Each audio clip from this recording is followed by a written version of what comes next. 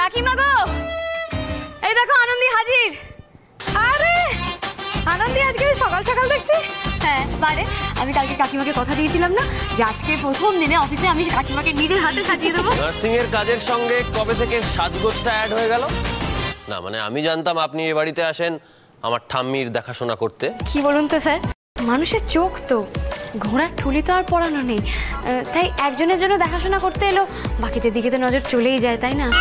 নজর চলে গেলেই সব ব্যাপারে নাক গলাতে হবে? ছিচি ম্যাডাম, নাক গলাবো কেন? আজকে তো কাকিমার অফিসে প্রথম দিন, তাই আমি ভাবলাম। কিচ্ছু ভাবতে হবে না তোমাকে, মায়ের ব্যাপারে ভাববার জন্য এই বাড়ির সবাই আছে। জানকারি के लिए ধন্যবাদ, কিন্তু কথাটা তো একটু ভালো করেও বলা যেতে পারতো বোনটি।